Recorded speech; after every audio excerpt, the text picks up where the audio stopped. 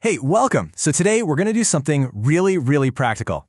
We are going to build a complete, useful Japanese sentence literally from the ground up. And by the end of this, you'll have a formula you can start using right away. Let's get right into it. So, have you ever had this happen? You want to say something so simple, something you say all the time, but in Japanese, it feels like a total mystery. Well, you know what? That sentence right there is going to be our target today. And by the end of this, you won't just know how to say it, you'll actually understand why it works that way, so you can change it up for your own plans. Okay, here's our game plan. We'll kick things off with our mission, then we'll gather up our building blocks, all the essential words we need. After that, we'll put them together with a core formula, learn how to jump around in time by changing the tense, and then finally, figure out how to ask a question. It's basically a complete toolkit for talking about where you're going. All right, so our mission is pretty simple. We're going to learn how to talk about going places. I mean, think about it. Whether you're heading to work, a party, or the train station, this is probably one of the most common things you'll ever need to say. Okay, first things first. Before we can build anything, we need the right parts, right? So in this section, we're going to gather all our raw materials, the key vocabulary, and the tiny little grammar tool that holds the whole thing together. And here it is, the absolute engine of our sentence, the verb. This word is ikimasu. It means to go or will go.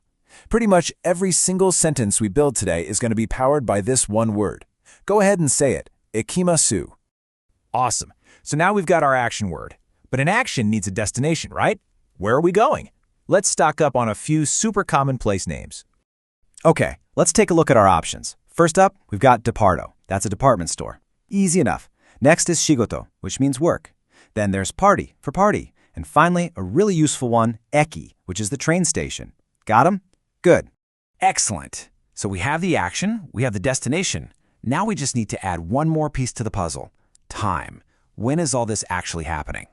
So, here we go. We've got kino, which is yesterday. Kyo, that's today. Ashita, for tomorrow. And one more, asate, for the day after tomorrow.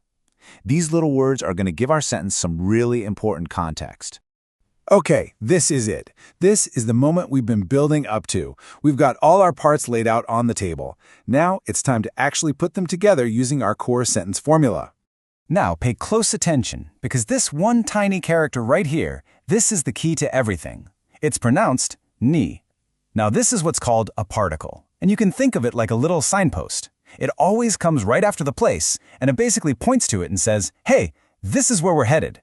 It's the magic glue that holds our phrase together. And the order is absolutely crucial here. Check it out. First, you just grab your destination, let's say departo. Then you stick that destination marker, ni, right on the end of it. And you finish it all off with our action verb, ikimasu. So you get departo ni ikimasu. I will go to the department store. See? It's that simple. And look how easy it is to add that last piece of info.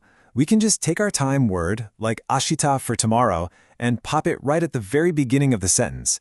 Ashita departo ni ikimasu.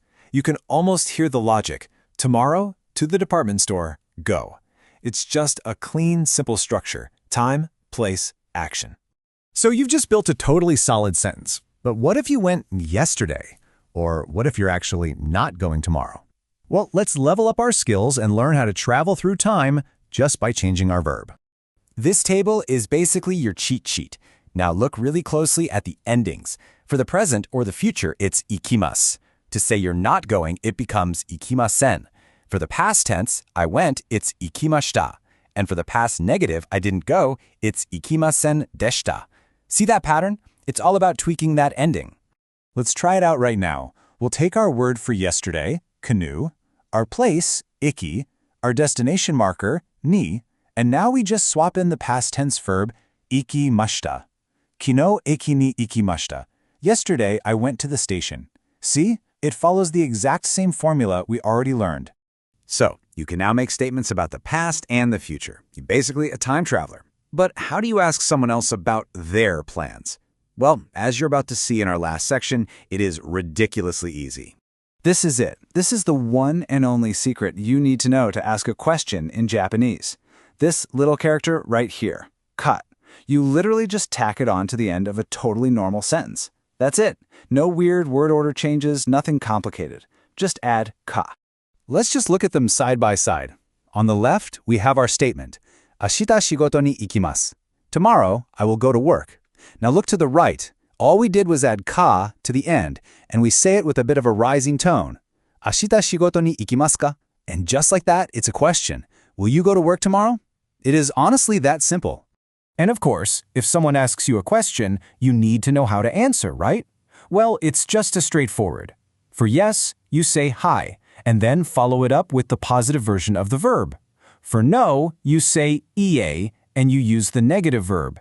And as you can see, this simple pattern works perfectly for both present and past tense questions. So let's just pause here for a second and really let that sink in.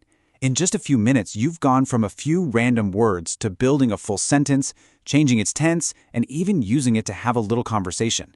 That is a massive step forward. So here's the big takeaway. You now have this powerful, flexible formula you can use to talk about your life in Japanese. So I'm going to leave you with a question to try on your own. Using one of the places we learned today, how would you answer this? Kino party ni ikimashita ka? Did you go to the party yesterday? Give it a shot. Thanks so much for joining me.